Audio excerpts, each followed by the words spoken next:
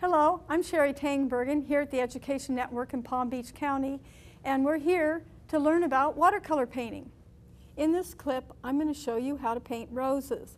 The first thing I do is I get my bottle of liquid Maskoid.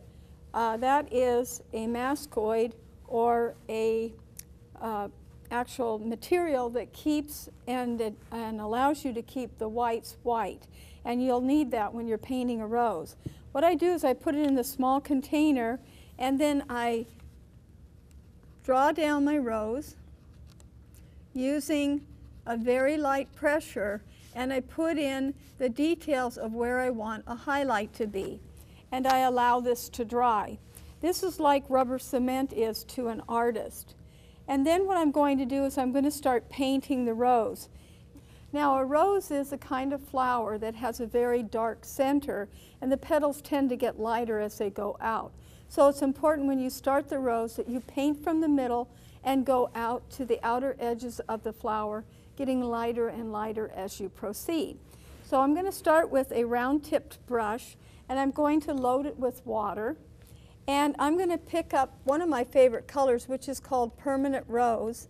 And I'm going to make a very dark version of Permanent Rose on my palette so that I can paint the inside of the flower and get that nice deep color that I want. So I'm going to start in the middle of my flower, very gently putting down this dark color of Permanent Rose. And each petal should be painted from the center outwards, from dark to light.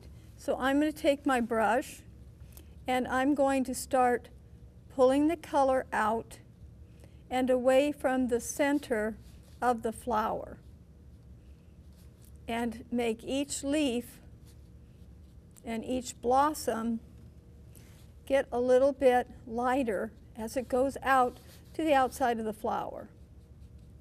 So as you can see, we've been painting the rest of the petals pretty much in the same way, going from dark to light, adding a little bit of yellow to them. I'm adding some white highlights right now, and I want to quickly put a stem and some leaves on here. I'm going to use Windsor green and a little bit of cadmium yellow because I don't want just a real stark green here, and some yellow ochre to make my stem. And I'm going to go ahead and quickly just paint in very subtly the leaves and the stem here, and keeping one side just a little bit darker and pulling the brush strokes around to make it look three-dimensional. When I'm done with this, I will remove the liquid Maskoid. It will just rub off. As you can see here, I can rub it right with my fingers, and my painting will be finished. This is Sherie Tengbergen, and thank you for watching.